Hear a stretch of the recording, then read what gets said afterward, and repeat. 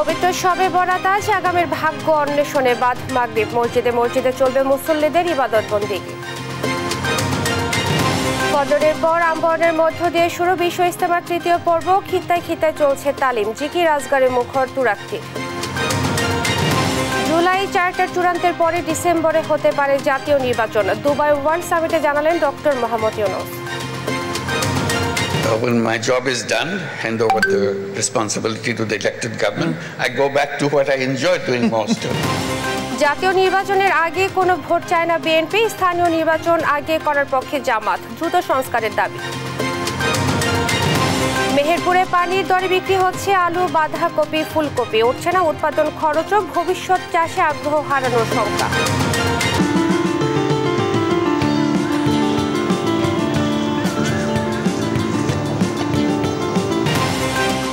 পাতা ঝরার দিন পেরিয়ে প্রকৃতিতে ফিরেছে বসন্ত, আজ বিশ্ব ভালোবাসারও দিন। ঋতুরাজ বরণে থাকছে নানা আয়োজন। এবং আদরে সন্তানের পেছনে বর্ণাঢ্য জীবনের সব ব্যয় করে বৃদ্ধাশ্রমে দিন কাটছে কিছু মায়ের, পরন্ত বেলায় চরম নিঃসঙ্গতা রাখছে। এরা তো চাকরি বাকরি যা করে আমার খোঁজ খবর কেউ নেয় না, বউ দেখতে পারে না, তাই মেয়ে নিয়ে এসে আমার এখানে থেকে গিয়েছে। সবাইকে ফাল্গুনের অনেক অনেক শুভেচ্ছা জানিয়ে আমন্ত্রণ জানাচ্ছি আমি ইশরাত জাহান মনি। দেখছিলেন সংবাদ শিরোনাম, চলে যাব পুরো খবরে। এবারে বিস্তারিত। আজ পবিত্র শবে বরাত। প্রতি বছর হিজরি শাবান মাসের 14 তারিখ দিবাগত রাতে মুসলমানরা মহিমান্বিত রজনী হিসেবে পালন করে থাকেন। বাদ মাগরিব নফল ইবাদত বন্দেগী ও জিকির আজকারের মাধ্যমে পবিত্র এ রাত অতিবাহিত করবেন মুসল্লিরা। তাৎপর্যপূর্ণ এ রাতে মুসলমানরা আল্লাহর কাছে ক্ষমা প্রার্থনার মাধ্যমে ভবিষ্যতে পরিশুদ্ধ জীবনের জন্য তার অনুগ্রহ কামনা করেন। মুসলিম উম্মাহর শান্তি, কল্যাণ ও মুক্তি কামনায় দোয়া করা হয় মসজিদে মসজিদে।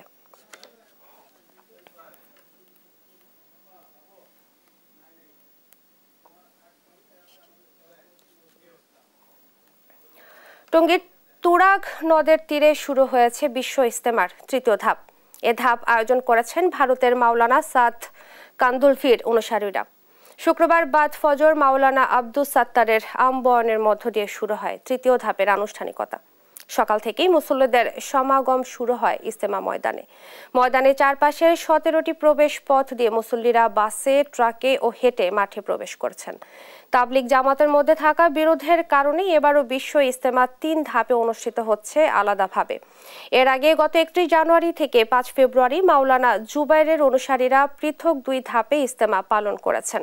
মাঝে 8 দিন বিরতি দিয়ে আজ থেকে 3 দিন ব্যাপী ইজতেমা পালন করছেন মাওলানা সাদের অনুসারীরা। 16 ফেব্রুয়ারি আখিরি মোনাজাতের মাধ্যমে শেষ হবে 58তম বিশ্ব ইজতেমার এবারের আসর।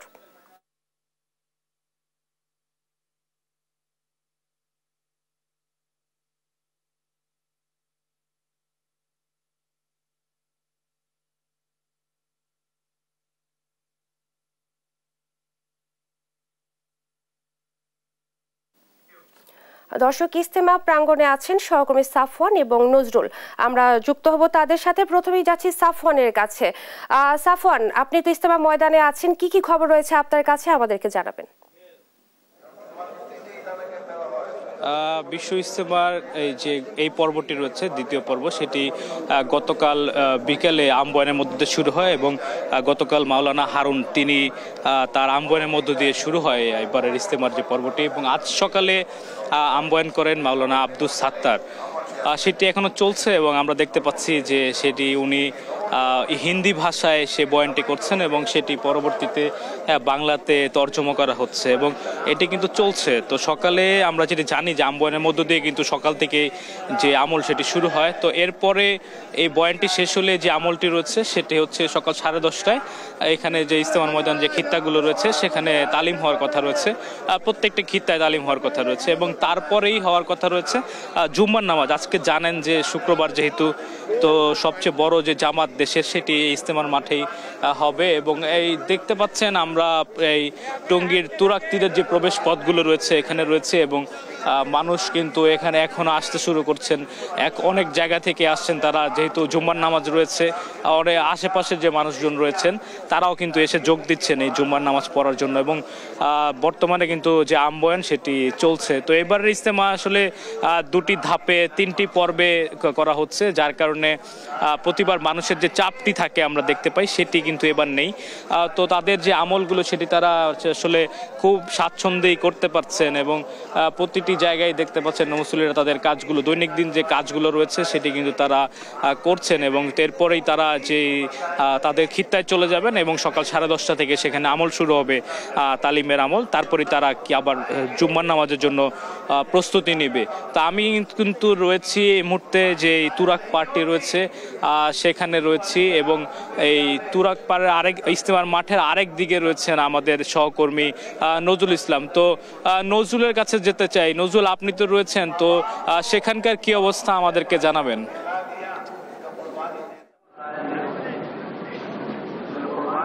আপনি যেমনটা বলছিলেন, আপনারা জানেন যে গতকাল ফজরের নামাজের আসরের নামাজের পর থেকে কিন্তু আম্বয়ানের মধ্যে দিয়ে এই ইজতেমার আনুষ্ঠানিকতা, অর্থাৎ দ্বিতীয় পর্বের যা ইজতেমা সেটি কিন্তু সাতপন্থীদের যে ইজতেমা সেটা কিন্তু আনুষ্ঠানিকভাবে শুরু হয়েছে। এবং আপনারা জানেন যে ইজতেমাকে ঘিরে কিন্তু একটি নিরাপত্তার বলয় তৈরি করা হয়েছে। আমরা দেখতে চাই যে এখানে কিন্তু আমরা কয়েক স্তরের নিরাপত্তা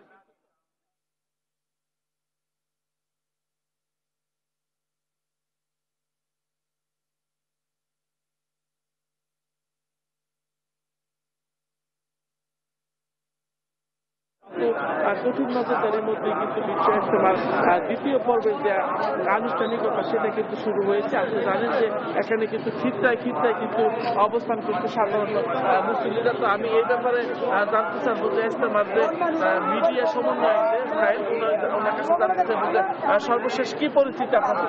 আলহামদুলিল্লাহ, আল্লাহর অশেষ মেহরবানিতে ইজতেমা সুন্দরভাবে কায়েম হয়েছে। আপনারা জানেন ইতিমধ্যে আমি মাঠ ধরে আসলাম, মাঠ কানায় কানায় পূর্ণ হয়ে গেছে এবং আমাদের পাবলিকের ইতিহাসে সর্ববৃহৎ মজমা এবার হবে আলহামদুলিল্লাহ। এবং আজকে সর্ববৃহৎ জুমার নামাজ অনুষ্ঠিত হবে। জুমার নামাজে ইমামতি করার জন্য ইতিমধ্যে আর অল্প কিছুক্ষণের ভিতরে আমাদের সবার মূল আকর্ষণ হযরত মাওলানা সাদ সাহেবের বড় সাহেবজাদা মাওলানা ইউসুফ সাহেব ঢাকা এসে পৌঁছেছেন এবং সে জুমার নামাজে ইনশাআল্লাহ ইমামতি করবে। এবং আমাদের আজকে পর্যন্ত একজন সাথী ইন্তেকাল করছে, খুলনার একজন সাথী ইন্তেকাল করছে এবং প্রচুর পরিমাণ বিদেশি মেহমান আসছে। আর আপনি আরেকটা জিনিস জানেন যে এবার ইজতেমা আমাদের ইজতেমার ইতিহাসে প্রথম শবে বরাতের রাত আমরা লক্ষ লক্ষ দেশি বিদেশি মেহমান একসাথে হয়ে ময়দানে সারা রাত্রে ইবাদতবন্দির ভিতরে কাটাবো। এটা আমাদের জন্য আল্লাহ তাআলার পক্ষ থেকে এক বহুত বড় নিয়ামত। কারণ আপনার শবে বরাত একটা বরকতের মাস, শবে বরাত একটা বরকতের রজনী। রাসূলুল্লাহ সাল্লাল্লাহু আলাইহি ওয়াসাল্লাম ফরমাইছেন এই শবে বরাত রাত্রে যে ইবাদত করবে তার আগামী 1 বছরের মানুষের তাকদীরের ফয়সালা হবে। আপনি শুনলেন যে উনি বলছেন যে আজকে কিন্তু শবে বরাত রাত এবং দুপুরে কিন্তু বৃহত্তর ধর্মীয় যে জামাত, যেটা মানে জুমার নামাজের জামাত, সেটা কিন্তু মাঠে অনুষ্ঠিত হবে।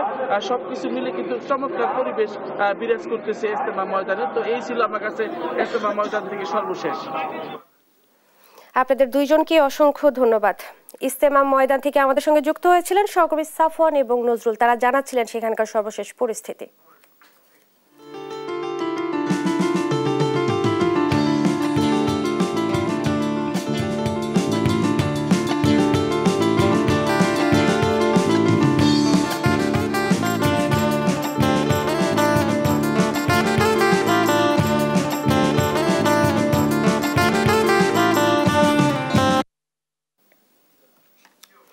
ফুল ফুটুক আর নাই ফুটুক, আজ বসন্ত।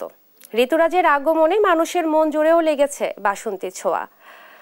দর্শক, প্রকৃতিতে ফাগুনের আগমন নিয়ে সংবাদের পরের অংশে থাকছে বিশেষ প্রতিবেদন। ডিসেম্বরে নির্বাচন দিয়ে নিজের কাজে ফিরে যাওয়ার কথা বললেন অন্তর্বর্তীকালীন সরকারের প্রধান উপদেষ্টা ডক্টর মোহাম্মদ ইউনূস। দেশে আইন শৃঙ্খলা ফিরিয়ে আনা, সামাজিক শৃঙ্খলা ও ভঙ্গুর অর্থনীতিকে স্থিতিশীল করাকে বড় চ্যালেঞ্জ হিসেবে দেখছেন তিনি। বৃহস্পতিবার দুবাই ওয়ার্ল্ড গভর্নমেন্ট সামিটে অংশ নিয়ে এসব কথা বলেন ডক্টর ইউনূস। এদিকে সম্মেলনের সাইড লাইনে সংযুক্ত আরব আমিরাতের স্বাস্থ্যমন্ত্রীর সঙ্গে বৈঠক করেন ডক্টর ইউনূস। সংযুক্ত আরব আমিরাত প্রতিনিধি আশিক ইসলামের তথ্যচিত্রে রায়হান কবির শুভ্র রিপোর্ট। সংযুক্ত আরব আমিরাতের দুবাইয়ে ওয়ার্ল্ড গভর্নমেন্ট সামিটে অংশ নিয়েছেন অন্তর্বর্তী সরকারের প্রধান উপদেষ্টা ডক্টর মোহাম্মদ ইউনূস। সামিটে অংশ নিয়ে গোটা বিশ্বকে বাংলাদেশের পাশে দাঁড়ানোর জন্য ধন্যবাদ জানান তিনি। এ সময় এক প্যানেল আলোচনায় অংশ নিয়ে জাতীয় নির্বাচন নিয়ে কথা বলেন প্রধান উপদেষ্টা। সংস্কার সম্পন্ন করে ডিসেম্বরে জাতিকে একটি সুষ্ঠু ও নিরপেক্ষ নির্বাচন দিয়ে নিজের কাজে ফিরে যাওয়ার আশাবাদ ব্যক্ত করেন তিনি। নতুন বাংলাদেশ গঠনের লক্ষ্যে ইতিমধ্যে আমরা 15টি সংস্কার কমিশন করেছি, তারা তাদের দায়িত্ব পালন করছে। আমরা এখন রাজনৈতিক দলগুলোর সঙ্গে আলাপ করে শিগগিরই সংস্কার সম্পন্ন করে নির্বাচনের দিকে যাব। এটা ডিসেম্বরে হতে পারে। জাতিকে একটি সুষ্ঠু ও নিরপেক্ষ নির্বাচন দিয়ে আমি আমার পুরনো কাজে ফিরে যেতে চাই। When my job is done, hand over the responsibility to the elected government. I go back to what I enjoy doing most. দেশে আইন শৃঙ্খলা ফিরিয়ে আনা, সামাজিক শৃঙ্খলা ও ভঙ্গুর অর্থনৈতিক স্থিতিশীলতা ফিরিয়ে আনাকে বড় চ্যালেঞ্জ হিসেবে দেখছেন ডক্টর ইউনূস। এছাড়া আওয়ামী লীগ সরকারের পাচার করা বিপুল পরিমাণ অর্থ ফিরিয়ে আনা বর্তমান সরকারের অন্যতম কাজ বলেও মন্তব্য করেন তিনি। Our economy is on the verge of collapse. Awami League সরকার পুরো অর্থনীতিকে ধ্বংস করেছে। তারা বিভিন্ন দেশে বিপুল টাকা পাচার করেছে। এসব টাকা ফিরিয়ে আনা এই মুহূর্তে আমাদের অন্যতম কাজ। এদিকে সম্মেলনের ফাঁকে বৃহস্পতিবার সকালে সংযুক্ত আরব আমিরাতের স্বাস্থ্যমন্ত্রী আব্দুল রহমান বিন মোহাম্মদ আল ওয়াইসের সঙ্গে বৈঠক করেন ডক্টর ইউনূস। এ সময় বাংলাদেশের এই পরিস্থিতিতে দায়িত্ব নেওয়ায় ডক্টর মোহাম্মদ ইউনূসকে অভিনন্দন জানান আমিরাতের স্বাস্থ্যমন্ত্রী। বর্তমান সরকারের সময় বাংলাদেশ আমিরাতের বাণিজ্যিক সম্পর্ক আরও বাড়বে বলেও আশ্বস্ত করেন তিনি। এর আগে বুধবার রাত 11টায় দুবাই আন্তর্জাতিক বিমানবন্দরে অবতরণ করেন doctor Mohammad Yunus. News desk, দেশ টিভি। অন্তর্বর্তী সরকারের প্রধান উপদেষ্টা ডক্টর মোহাম্মদ ইউনূসের নেতৃত্বে জাতীয় ঐকমত্য কমিশন গঠন করা হয়েছে। 6 মাস মেয়াদী এই কমিশন আগামী 15 ফেব্রুয়ারি থেকে কার্যক্রম শুরু করবে। বুধবার সরকারের মন্ত্রী পরিষদ বিভাগ থেকে এই কমিশন গঠনের প্রজ্ঞাপন জারি করা হয়। কমিশনের সহ সভাপতি করা হয়েছে সংবিধান সংস্কার কমিশনের প্রধান অধ্যাপক আলী রিয়াজকে। অন্য সদস্যরা হচ্ছেন জনপ্রশাসন সংস্কার কমিশনের প্রধান আব্দুল মুইত চৌধুরী, পুলিশ সংস্কার কমিশনের প্রধান সফররাজ হোসেন, নির্বাচন ব্যবস্থা সংস্কার কমিশন প্রধান ডক্টর বদিউল আলম মজুমদার, বিচার বিভাগ সংস্কার কমিশনের সদস্য বিচারপতি এমদাদুল হক এবং দুর্নীতি দমন সংস্কার কমিশন প্রধান ডক্টর ইফতেখারুজ্জামান। আগামী নির্বাচন সামনে রেখে নির্বাচন, পুলিশ, বিচার বিভাগ, জনপ্রশাসন, সংবিধান ও দুর্নীতি দমন কমিশন সংস্কারের জন্য গঠিত কমিশনগুলোর সুপারিশ বিবেচনা ও বাস্তবায়নে জাতীয় ঐকমত্য গঠনের জন্য রাজনৈতিক দল ও শক্তির সঙ্গে আলোচনা করবে কমিশন।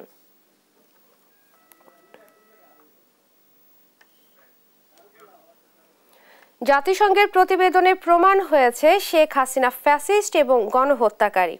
তাই তাকে বিচারের কাঠগড়ায় দাঁড় করাতে অবিলম্বে বাংলাদেশের কাছে হস্তান্তর করতে ভারতের প্রতি আহ্বান জানিয়েছেন বিএনপি মহাসচিব মির্জা ফখরুল ইসলাম আলমগীর। তিনি বলেন, জাতীয় নির্বাচনের আগে স্থানীয় নির্বাচন, এমনকি আনুপাতিক হারে নির্বাচনও চায় না বিএনপি। সাইফুল রিপনের প্রতিবেদন। রাজধানীর গুলশানে বিএনপি চেয়ারপারসনের রাজনৈতিক কার্যালয়ে দলের মহাসচিব মির্জা ফখরুল ইসলাম আলমগীরের সঙ্গে সাক্ষাৎ করেন যুক্তরাজ্যের ভারপ্রাপ্ত হাই কমিশনার জেমস গোল্ডম্যান। পরে আলোচনার বিভিন্ন বিষয় সাংবাদিকদের সামনে তুলে ধরেন বিএনপি মহাসচিব। বর্তমানে বাংলাদেশের রাজনৈতিক অবস্থা, আপনার বর্তমান সরকার যে পদক্ষেপগুলো নিচ্ছে সেই পদক্ষেপগুলো সম্পর্কে জানতে চেয়েছেন। সাংবাদিকদের প্রশ্নের জবাবে জাতিসংঘের মানবাধিকার কমিশনের প্রতিবেদন নিয়ে দলের স্বস্তিকর অবস্থানের কথা জানান তিনি। এটা প্রমাণিত হয়ে গেছে যে হাসিনা একজন ফ্যাসিস্ট এবং তিনি এই দেশের মানুষের অত্যাচার করেছেন, নির্যাতন করেছেন, গণহত্যা করেছেন। তাকে অবিলম্বে আমরা আজকে এখান থেকে চাইব যে ভারত সরকার তাকে ফেরত দিয়ে বাংলাদেশ সরকারের হাতে দেবে এবং তাকে এখানে বিচারের আওতায় নিয়ে আসা হবে। তাকে এবং তার সঙ্গে যারা সহযোগী ছিল তাদের সঙ্গে, এটাই হচ্ছে আমাদের প্রত্যাশা।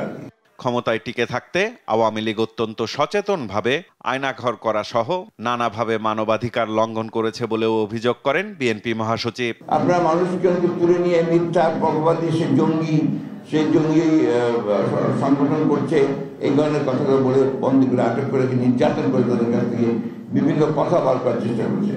কিছু লোককে তারা সেখানে রেখে দিয়েছিল যে বিভিন্ন সময় তাদেরকে দিয়ে জঙ্গি নাটক সাজাবে। আওয়ামী লীগ এবং তার সরকার ওই সময় অত্যন্ত সচেতনভাবে বাংলাদেশের মানবাধিকার লঙ্ঘন করেছে, আপনার গণতন্ত্রকে ধ্বংস করেছে এবং তারা শুধু ক্ষমতায় টিকে থাকার জন্য তারা বিরোধী দলকে ধ্বংস করেছে। আনুপাতিক হারে নির্বাচন ও জাতীয় নির্বাচনের আগে স্থানীয় নির্বাচন বিএনপি মানবে না বলেও দলীয় অবস্থান স্পষ্ট করেন মির্জা ফখরুল ইসলাম আলমগীর। নির্বাচনটা হওয়া দরকার দুটো কারণে প্রধানত।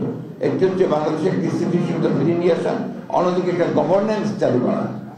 এখন তো গভর্নেন্সের খুব প্রবলেম হচ্ছে, এই জিনিসগুলো চালু করা এবং চালু করলেই তখন দেখবেন অর্থনীতি বেটার হয়ে আসছে, সমাজের ব্যবস্থা, ইউনিভার্সিটি কলেজগুলোতে লেখাপড়াই হচ্ছে না, তো সেই ব্যবস্থাটা ঠিক হবে। এটা একান্ত ইলেকটেড গভর্নমেন্ট না হলে এটাকে নিয়ন্ত্রণ করা খুব কঠিন। এখন তো একটা ভোলাটাইল সিচুয়েশন চলছে। আগামী নির্বাচনে কারা অংশ নেবে আর কোন দল থাকবে না তা দেশের জনগণই নির্ধারণ করবে বলে জানান বিএনপি মহাসচিব। Not us who will decide যে কোন পার্টি নিষিদ্ধ হবে, কোন পার্টি কাজ করবে, কোন পার্টি কাজ করবে না। পিপল উইল ডিসাইড, যে মানুষ নির্ধারণ করবে যে কোন পার্টি থাকবে কি থাকবে না, কোন পার্টি নির্বাচন করবে কি করবে না। সাইফুল রিপন, দেশ টিভি, ঢাকা। জাতীয় নির্বাচনের আগে স্থানীয় নির্বাচনের জন্য আকাঙ্ক্ষা জামাত সমর্থন করে, জানালেন দলটির সেক্রেটারি জেনারেল অধ্যাপক মিয়া গোলাম পরোয়ার। সংস্কার শেষে নির্ধারিত সময়ে নির্বাচন হলে দলের আপত্তি নেই বলেও জানান তিনি। বলেন ৩০০ আসনে প্রার্থী দেওয়ার সক্ষমতা রয়েছে জামাতের। শিউলি রায়ের রিপোর্ট। দীর্ঘ এক যুগ পর নির্বাচন কমিশনের সঙ্গে বৈঠক করে আদালতের রায়ে নিবন্ধন হারানো দল বাংলাদেশ জামাতি ইসলামী। বৃহস্পতিবার সকালে জামাতের প্রতিনিধি দল প্রধান নির্বাচন কমিশনার এএমএম নাসির উদ্দিন সহ পূর্ণাঙ্গ কমিশনের সঙ্গে বৈঠক করেন। বৈঠক শেষে গণমাধ্যম কর্মীদের সঙ্গে কথা বলেন দলটির সেক্রেটারি জেনারেল অধ্যাপক মিয়া গোলাম পরোয়ার। জানান, যতটুকু সংস্কার প্রয়োজন তার জন্য কোনো সময়সীমা বেঁধে দেওয়া হয়নি তাদের পক্ষ থেকে। নির্বাচনকে নিরপেক্ষ করার প্রয়োজনে যে সংস্কারটুকু ন্যূনতম প্রয়োজন, তার জন্য যতটুকু সময় যৌক্তিক প্রয়োজন হবে জামাত ইসলামী সে সময় দিতে প্রস্তুত এবং সেই নির্বাচন করবে। আমরা কোনো দিন মাস ক্ষণ বেঁধে দিইনি। এছাড়াও আরপিওতে নির্বাচন কমিশনের যে ক্ষমতা খর্ব করেছে বিগত সরকার, তা পুনর্বহলের দাবি জানায় জামাত। আরপিওতে 9 এর যে আর্টিকেল আছে, অনুচ্ছেদ 91 এর এ, 91 এ যে অনুচ্ছেদ আছে, সেটা গত সরকার বেআইনিভাবে নির্বাচন কমিশনের এই অধিকারকে তারা খর্ব করেছিল, রাজনৈতিক উদ্দেশ্যে তারা খর্ব করেছিল, যেখানে আমরা বলেছি যে এটাকে পুনর্বহাল করতে হবে। তবে জনগণের আকাঙ্ক্ষা জাতীয় সংসদ নির্বাচনের আগে স্থানীয় সরকার নির্বাচনের মত দিয়েছে জামাত।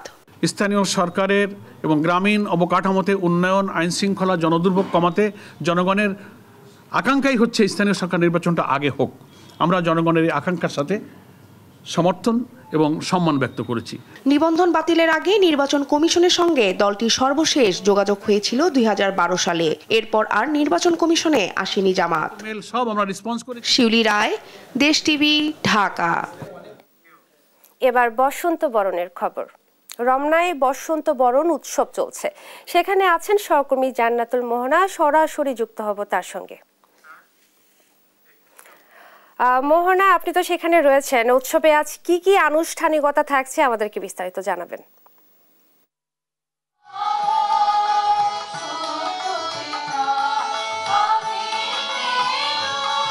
শীতের রুক্ষতাকে বিদায় জানিয়ে দক্ষিণের বাতাস বওয়া শুরু করেছে আজ শুভ বসন্ত।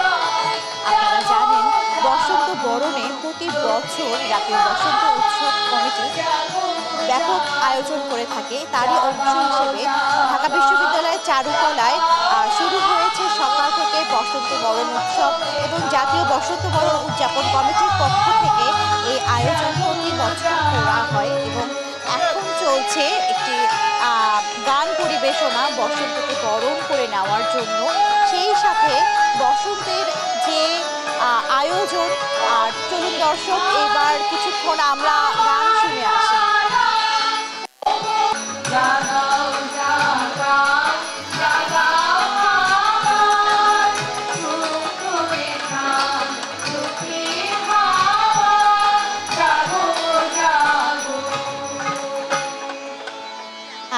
বসন্তের হাওয়ায় প্রেমের রঙে রাঙা, হৃদয় জুড়ে সুর, চাঁদের আলো জাগা, ফুলে ফুলে বিধে থাকে স্বপ্নের মিষ্টি গন্ধ, তোমার প্রেমে মেতে উঠে জীবন ভরে আনন্দ। ঠিক ধরেছেন দর্শক, জীবনের আনন্দ বসন্তের রঙে রাঙিয়ে নিলে জীবনটা হয়ে উঠবে দারুণ সুন্দর। সেই কামনায় চারুকলার বসন্ত উদযাপন অনুষ্ঠান থেকে এতক্ষণ জানাচ্ছিলাম। আমরা অনুষ্ঠানের সর্বশেষ পর্যন্ত থাকবো, সেই পর্যন্ত আমাদের সঙ্গে। জানবো বাজার পরিস্থিতি। শরীয়তপুরের বাজারগুলোতে বেড়েছে শাকসবজির দাম। এ ব্যাপারে আরো জানাতে সরাসরি যুক্ত হচ্ছেন সহকর্মী সাইফুল ইসলাম আকাশ। আকাশ, আপনি তো বাজারে রয়েছেন, তো দাম নিয়ে কি বলছেন আসলে ক্রেতা বিক্রেতারা, জানাবেন। ইশরাত, সকাল থেকে শরীয়তপুরের বেশ কয়েকটি বাজার পরিদর্শন করেছি। সেক্ষেত্রে আমরা দেখতে পেয়েছি শীতকালীন সবজি সরবরাহ কম থাকার কারণে কিন্তু 10 থেকে 15 টাকা গত সপ্তাহের তুলনায় এ সপ্তাহে সবজির দাম বৃদ্ধি পেয়েছে। এই মুহূর্তে অবস্থান করছি শরীয়তপুরের পালং বাজারে। এই বাজারের চিত্র যদি দেখাই, সেক্ষেত্রে কিন্তু আমরা দেখতে পেয়েছি গত সপ্তাহে আলু বিক্রি হয়েছিল 15 টাকা কেজি দরে, এখন বিক্রি হচ্ছে 20 টাকা কেজি দরে। ধনিয়া পাতা যেখানে 60 টাকা কেজি দরে বিক্রি করা হতো, এখন বিক্রি করা হচ্ছে 100 টাকা কেজি দরে। উস্তা বিক্রি করা হচ্ছে 70 টাকা কেজি দরে। শসা বিক্রি করা হচ্ছে, যেটি ছিল 30 টাকা কেজি, এখন বিক্রি করা হচ্ছে 40 টাকা কেজি দরে। ফুলকপির দাম কিন্তু 5 টাকা কেজি দরে বৃদ্ধি পেয়েছে, যা দাম দাঁড়িয়েছে 25 টাকা কেজি দরে। আদার দাম দাঁড়িয়েছে, গত সপ্তাহে ছিল 90 টাকা, এখন দাঁড়িয়েছে 100 টাকা কেজি দরে। এবং দাম পরিবর্তন কিন্তু এখনো হয়নি গত সপ্তাহের তুলনায়। টমেটোর দাম যেটি বিক্রি করা হচ্ছে 15 টাকা কেজি দরে, বাঁধাকপি 20 টাকা। বলা চলে যে শরীয়তপুরে কিন্তু আমরা দেখতে পেয়েছি শীতকালীন সবজির দাম 100 টাকার নিচেই কিন্তু ক্রেতারা কিনতে পারছে। সেক্ষেত্রে কিন্তু ক্রেতাদের সাথে আমরা কথা বলেছি, তারা যেটি জানিয়েছে যে বাজারের যেই শীতকালীন সবজির সরবরাহ কম থাকলেও যেই বাজারের সিন্ডিকেট, সেই সিন্ডিকেটের কারণে কিন্তু 10 থেকে 15 টাকা বেশি দামে তাদের কিনতে হচ্ছে। সেক্ষেত্রে কিন্তু তারা ভোক্তা অধিকার এবং সরকারি কর্মকর্তারা যাতে এই বাজার মনিটরিংটা ঠিকভাবে রাখে, এই বিষয়টি কিন্তু বিশেষভাবে তারা আমাদেরকে জানিয়েছে। এবং আমরা এখানকার যারা স্থানীয় বিক্রেতারা রয়েছে তাদের সাথে কথা বলেছি, তারা আমাদেরকে যেটি জানিয়েছেন, শীতকালীন সবজির সরবরাহ দিনে দিনে কমতে থাকার কারণে কিন্তু সবজির সরবরাহ, সবজির দাম সেটি বৃদ্ধি পেয়েছে। এবং এখানকার যিনি রয়েছে বিক্রেতারা, তাদের সাথে কথা বলে আমরা এইসব বিষয়ে জানতে পেরেছি। এবং আমরা ভোক্তা অধিকারের যিনি দায়িত্ব রয়েছেন শরীয়তপুর জেলা, তার সাথে কথা বলেছি। তিনি আমাদেরকে যেটি জানিয়েছে যে তাদের বাজার মনিটরিংয়ে কিন্তু প্রতিনিয়তই তাদের টিম কাজ করে যাচ্ছে। সামনে রমজানে যাতে বাজারের দাম ঊর্ধ্বগতি না হয়, এই বিষয়ে কিন্তু তারা বিশেষভাবে খেয়াল রাখছে বলে আমাদেরকে জানিয়েছে। এই ছিল শরীয়তপুরের পালং বাজার থেকে শাকসবজির সর্বশেষ তথ্য। আপনাকে ধন্যবাদ। শরীয়তপুর থেকে বাজার পরিস্থিতি জানাচ্ছিলেন সহকর্মী সাইফুল ইসলাম আকাশ। মেহেরপুরে 1 টাকা কেজি বাঁধাকপি, ফুলকপি আর 100 টাকায় মিলছে 7 কেজি আলু। পানির দরে বিক্রি হচ্ছে অন্যান্য সবজিও। এতে ক্রেতারা খুশি হলেও উৎপাদন খরচ না উঠায় দুশ্চিন্তা চাষিদের। এ অবস্থায় সবজি চাষে আগ্রহ হারাচ্ছেন তারা। মেহেরপুর থেকে আক্তারুজ্জামানের রিপোর্ট, জানাচ্ছেন টুম্পা আফরোজ। মেহেরপুরে পাইকারি বাজারে শীতকালীন সব ধরনের সবজি ও পেঁয়াজের দরে ধস নেমেছে। আগের সব রেকর্ড ভেঙে জেলায় পাইকারিতে প্রতি কেজি বাঁধাকপি ও ফুলকপি 1 টাকায় এবং আলু বিক্রি হচ্ছে 12 থেকে 15 টাকায়। এছাড়া গাংনী কাঁচা বাজারে পাইকারি প্রতি কেজি পেঁয়াজ 25 থেকে 26 টাকা, টমেটো 8 থেকে 10 টাকা, শসা 15 থেকে 16 টাকা কেজি দরে বিক্রি হচ্ছে। টমেটো ধরেন 15 টাকা কিনা, 25 টাকা বিক্রি, 20 টাকা বিক্রি, আবার অনেকে 15 টাকা বিক্রি হয়েছে। সবজির এমন দরপতনে অনেকটাই দিশেহারা আতিয়ার রহমান ও আলু চাষি কদ্দুসের মতো বহু চাষি। তারা বলছেন সবজির এ দামে উঠছে না উৎপাদন খরচই। চাষি যে শ্রম দিয়ে, যে অর্থ দিয়ে কষ্টার্জিত ভাবে আবাদ করেছে, সেই দামটা কিন্তু চাষি পাচ্ছে না। বাজারে দাম না পেয়ে সাহারবাটি গ্রামের চাষি হাসিবুল উৎপাদিত বাঁধাকপি ও ফুলকপি খাওয়াচ্ছে গবাদি পশুকে। দাম খুব কম, আলু পেঁয়াজ আপনার সবজির দাম খুবই কম। আবার অনেকে পরবর্তী আবাদের জন্য জমি তৈরি করতে বিলিয়ে দিচ্ছেন বিনামূল্যেও। সারা দেশে উৎপাদন বৃদ্ধি ও সংরক্ষণের অভাব এবং অন্য জেলায় মেহেরপুরের সবজির তেমন চাহিদা না থাকায় এমন দরপতন হয়েছে বলে জানান সবজির আড়তদাররা। এতে চাহিদার তুলনায় যোগান বেশি হওয়াকেও দুষছেন ব্যবসায়ীরা। মরিচ 60 টাকা কেজি, পেঁয়াজ 40 টাকা কেজি, টমেটো 20 টাকা কেজি, সিম 20 টাকা কেজি, ক্ষীরা 30 টাকা কেজি। আমাদের যে সবজির যে দাম তাতে আমাদের খাজনা খরচ হয়েছে না। চাষিদের বাঁচাতে নিত্য প্রয়োজনীয় সবজির দামে ভারসাম্য রক্ষায় বাজার ব্যবস্থা ঢেলে সাজানো এবং সংরক্ষণের ব্যবস্থার দাবি সর্বমহলের। নিউজ ডেস্ক, দেশ টিভি। আবারও বসন্ত বরণের খবর। আনমনি রাস্তায় হাঁটতে হাঁটতে হঠাৎ মনে হচ্ছে কি শহরের রূপে কিছুটা বদল এসেছে। চারপাশ ধূসরের বদলে লাল, হলুদ, কমলা, সবুজে ছেয়ে গেছে। গায়ের শাল ফেলে বাতাস গায়ে মাখতে ইচ্ছে করছে। ঠিক ধরেছেন, শীতকে বিদায় জানিয়ে আগমন ঘটেছে ঋতুরাজ বসন্তের। অনুভবের সঙ্গে মিলছে আবেগও, কেননা আজ ভালোবাসা দিবস। শহুরে বাসন্তী ভালোবাসা নিয়ে আরও জানাচ্ছেন জান্নাতুল মোহনা।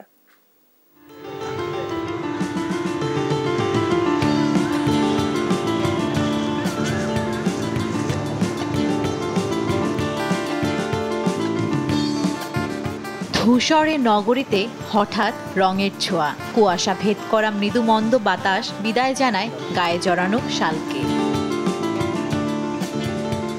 নতুন পাতার ঘ্রাণে মাতাল হয়ে কোকিল ডেকে যায় নিভৃতে। ঝিকিমিকি রোদের আলতো ছোঁয়ায় হেসে ওঠে শিমুল, পলাশ, মহুয়া, কত শত ফুল। হঠাৎ প্রকৃতির বর্ণিল আয়োজন দেখে হাঁটতে হাঁটতে যে কেউ টের পাবে বসন্ত এসে গেছে। নিজেদের মতো করে নিজেরা ঘুরবো, খাওয়া দাওয়া করব, মানে একদম ফুল মাস্তি। বসন্তে শাড়ি পরা হয়, নারীতে শাড়ি সুন্দর, এটা আমরা সবাই জানি। তার মধ্যে বসন্তের আলাদাই একটা আমেজ থাকে, একটা ঘ্রাণ থাকে। গাছে যেরকম নতুন পাতা আসে ওরকম দেখতে সব কিছু ভালো লাগে, তাই নিজেদেরকে এরকম নতুন ফুলের মতো করে রেডি হতে ভালো লাগে। এমন একটা ঋতু যেটা কিনা আমাদের তারুণ্যকে প্রেজেন্ট করে। সবুজ, হলুদ এগুলো হচ্ছে আমাদের তারুণ্য। কেবল প্রকৃতিই নয়, ঋতুরাজ বসন্তের রং লাগে মানুষের মনেও। প্রকৃতির যোগসাজশে পশ্চিমের ভ্যালেন্টাইন্স ডে বা ভালোবাসা দিবসের ধারণা এসে মিলেছে আমাদের বসন্তে। এখন একই দিনে উদযাপিত হয় পহেলা ফাল্গুন ও ভালোবাসা দিবস। ভালোবাসা দিবস বলতে তো আর কিছু নেই, প্রত্যেক দিনই ভালোবাসা দিবসের মতোই, কিন্তু জাস্ট আমরা একটা অকেশন খুঁজে বের করি যে আমরা একটা দিন উদযাপন করব। পথে ঘাটে দেখা মিলে মাথায় ফুল গোজা বাসন্তীদের, কিংবা ফুল হাতে লজ্জায় লাল হওয়া যুগলদের। বসন্তের দোলা লাগুক বনে মনে, উল্লাসিত মন গেয়ে উঠুক, বাতাসে বহিছে প্রেম, নয়নে লাগিল নেশা, কারা যে ডাকিল পিছে বসন্ত এসে গেছে। জান্নাতুল মোহনা, দেশ টিভি, ঢাকা। আজ পহেলা ফাল্গুন, ঋতুরাজ বসন্তের প্রথম দিন। ধুলোমূলের নগর জীবনে ফিরতে শুরু করেছে সজীবতা। সর্বত্র সতেজ আবেশ আবারও। ঋতুরাজ বসন্তের আগমনের সাথে দক্ষিণা দুয়ার খুলে নিজেকে মেলে ধরতে শুরু করেছে প্রকৃতি। পহেলা ফাল্গুনে বসন্ত দিনের গল্প শোনাচ্ছেন কাজী শাহেদ, ছবি তুলেছেন রবিউল ইসলাম খোকন।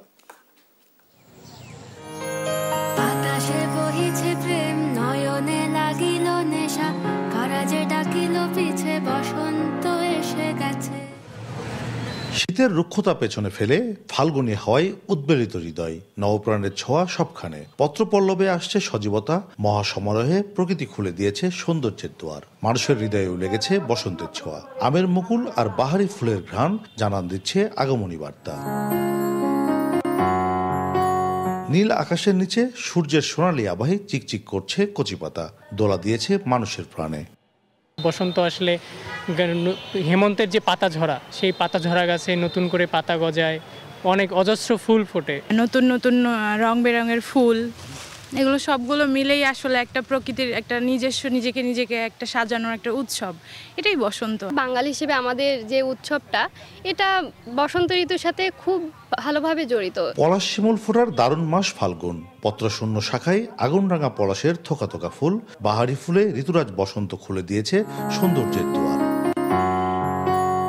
শীতের শেষ আর গ্রীষ্মের আগমনের সন্ধিক্ষণে ফাল্গুন চৈত্র দুমাসে বদলে যায় বাংলার প্রকৃতি। ঠিক তেমনই বদল হয় বাঙালির মনোজগত। মধ্যযুগের যে আলাওল, তার ঋতু বর্ণন কবিতায় এই ঋতুরাজ বসন্তকে তিনি খুবই গুরুত্বের সাথে বর্ণনা করেছেন। এছাড়াও আমাদের সঙ্গীত, আমাদের সাহিত্যকর্মে বিভিন্নভাবে এই ঋতুকে ধারণ করা হয়েছে। এক এক রূপে প্রকৃতিতে আসে এক এক ঋতু, কিন্তু জানা অজানা এত এত ফুলের সমারোহের কারণেই হয়তো বসন্ত ঋতুরাজ বাতাসে মিশিয়ে দেয় রং রূপ। স্বতন্ত্র বাস্তুতন্ত্রের জন্য বিখ্যাত পৃথিবীর একক বৃহত্তম ম্যানগ্রোভ ফরেস্ট সুন্দরবন। ঝড়, জলোচ্ছ্বাস সহ নানা প্রাকৃতিক দুর্যোগ থেকে দক্ষিণাঞ্চলকে আগলে রাখা এই বন ধ্বংস হচ্ছে নানা কারণে। বনকে রক্ষার জন্য 14 ফেব্রুয়ারি সুন্দরবন দিবসকে সরকারি স্বীকৃতি দেয়া ও কঠোর পদক্ষেপ গ্রহণের দাবি জানিয়েছেন সংশ্লিষ্টরা। বাগেরহাট প্রতিনিধি SS সোহানের তথ্য ছবিতে জানাচ্ছেন আব্দুল্লাহ আল মারুফ। বঙ্গোপসাগরের কোল ঘেঁষে গড়ে ওঠা 10,000 বর্গ কিলোমিটারের সুন্দরবনের বাংলাদেশ অংশে রয়েছে 6,517 বর্গ কিলোমিটার। রয়্যাল বেঙ্গল টাইগার, হরিণ, বানর, ডলফিন সহ হাজারো প্রজাতির পশু পাখির বাস এই বনে। ঝড়, জলোচ্ছ্বাস সহ নানা প্রাকৃতিক দুর্যোগ থেকে মূল ভূখণ্ডকে রক্ষা করছে এই বন। পাশাপাশি 10 লাখের বেশি মানুষ সুন্দরবন থেকে মাছ, কাঁকড়া আহরণ, শুটকি তৈরি, গোলপাতা ও মধু সংগ্রহ করে জীবিকা নির্বাহ করেন। প্রতি বছর অসংখ্য দেশি বিদেশি পর্যটক আসেন সৌন্দর্যের এই লীলাভূমি ঘুরতে। 2023-24 অর্থ বছরে এসেছেন প্রায় 1.5 লাখ। বাংলাদেশে যে আছে একটা সুন্দর বন, তো এটা খুব জানার ইচ্ছে ছিল, দেখার ইচ্ছে ছিল, তো এটা ফার্স্ট এবার পূরণ হলো। অনেক পরিবেশ, যেমন নতুন গাছ, নতুন কিছু অনেকগুলা দেখলাম। আলহামদুলিল্লাহ আমরা অত্যন্ত আনন্দিত এবং গর্বিত। পরিবেশবাদীরা বলছেন অপরিকল্পিত পর্যটন, বিষ দিয়ে মাছ শিকার ও গাছ উজাড়ের ফলে ক্ষতিগ্রস্ত হচ্ছে সুন্দরবন ও এর জীববৈচিত্র্য। সরকারের অপরিকল্পিত উন্নয়নের ফলে ধ্বংস হচ্ছে বন্যপ্রাণী হত্যা, বাঘ হত্যা, হরিণ হত্যা, বৃক্ষ নিধন, নানানভাবে সুন্দরবনকে আমরা ধ্বংস করছি। কিছু অসাধু চক্র এই সুন্দরবনে মৎস্য সম্পদ আহরণ করতে গিয়ে বিষ প্রয়োগ করছে এবং বনে আগুন লাগাচ্ছে, বাঘ, হরিণ সহ নানা ধরনের অপকর্ম তারা এখানে চালিয়ে যাচ্ছে।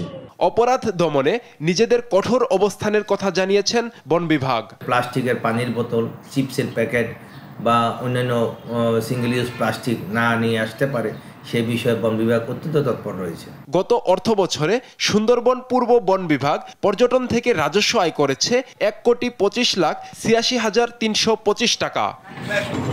নিউজ ডেস্ক, দেশ টিভি। বর্ণাঢ্য জীবনে শ্রম, ঘামে উপার্জিত অর্থ ব্যয় করেছেন পরিবার ও স্বজনদের জন্য। সোনালী যৌবন পাড়ি দিয়ে এখন তারা অবসরে, বার্ধক্যে। শেষ বয়সে আদরের সন্তানদের সঙ্গে সুখ দুঃখ ভাগাভাগি করার ইচ্ছে থাকলেও ভাগ্য সহায় হয়নি তাদের। সন্তানদের বোঝার পাত্র হয়ে আশ্রয় হয়েছে আপনজনহীন বৃদ্ধাশ্রমে। ঝিনাইদহ থেকে মেহেদী হাসান সবুজের পাঠানো তথ্য ছবিতে বিস্তারিত জানাচ্ছেন শামীম হোসেন। ঝিনাইদহের হরিণাকুণ্ড উপজেলার জোড়াপুকুরিয়া গ্রামের বৃদ্ধাশ্রম ও পুনর্বাসন কেন্দ্র এটি। 3 বছর ধরে এখানেই থাকছেন বিধবা নারী সোফিয়া খাতুন। নিজের আদরের 4 সন্তান থাকলেও তাদের ঘরে ঠাঁই মেলেনি এই মায়ের। জীবন সায়ান্নে সোফিয়ার আশ্রয় এখন বৃদ্ধাশ্রমে। সকালে নাস্তা, দুবেলা ভাতসহ প্রয়োজনীয় সামগ্রী পাচ্ছেন এখান থেকেই। জীবনের শেষ অধ্যায়টা কাটাতে পারছেন না যত্নে গড়ে তোলা সন্তানদের সঙ্গে। জীবনের পালাবদল দেখতে দেখতে শেষ বয়সে এসে কোনো দুঃখই যেন দুঃখ না সোফিয়া বেগমের কাছে। ছেলেরা তো চাকরি বাকরি যা করে, আমার খোঁজ খবর কেউ নেয় না, বউ দেখতে পারে না, তাই মেয়ে নিয়ে এসে আমার এখানে থেকে গিয়েছে। সোফিয়া খাতুনের মতো আরো 20 জন মায়ের স্থান হয়েছে বৃদ্ধাশ্রমে। জীবনের নানা পর্যায়ে সন্তানদের স্মৃতিচারণ, আবেগময় সময়গুলো ভাগাভাগি করেন একে অপরের সঙ্গে। নিজের মনের মধ্যে একা থাকার কষ্ট থাকলেও সন্তানদের প্রতি নেই কোনো অভিযোগ। খাওয়া দাওয়া, কাপড় চোপড়, যা সমস্ত জিনিস আসে দেয় ম্যাডাম, এইসব নিয়ে আমি থাকি এখানের মধ্যে। ভালো জায়গা বলে ধরো আসা হয়েছে, যদি ভালো না হইতো তাহলে আর আসতাম না। খাওয়া পড়া থাকা কোনো সমস্যা নেই। এই বৃদ্ধাশ্রমের যাত্রার গল্পটি একেবারে ভিন্ন। প্রতিষ্ঠান তৈরির কারণ ও নানা বিষয় নিয়ে জানালেন প্রতিষ্ঠানের প্রতিষ্ঠাতা। আমাদের গ্রামে একটা মুরব্বী ভাতের কষ্টে বিষ খাইলো, তো বিটার বউ সাথে গ্যাঞ্জা হইলো, বিটার বউ ভাতের মধ্যে ছাই মাকে দিল। ছাই মাকে দেওয়ার পরে ওই মেয়েটা বিষ খাইলো। গ্রামের লোকে সব তার হাসপাতালে নিয়ে বাঁচাইলো, আমরা সহযোগিতা করলাম। তারপর বললাম যে আমি এটা কিছু করি, এটা বৃদ্ধাশ্রম করি। সরকার যদি সহযোগিতা করতো তাহলে আমি 2 তলাটা করতে পারতাম, আরো অসহায় মাদের রাখতে পারতাম। 2006 সাল থেকে চালু হওয়া এই প্রতিষ্ঠানের কার্যক্রম ভবিষ্যতে সুষ্ঠুভাবে চালিয়ে যেতে সরকারের সহায়তা চান উদ্যোক্তারা। নিউজ ডেস্ক, দেশ টিভি। দেখছেন সংবাদ সকাল।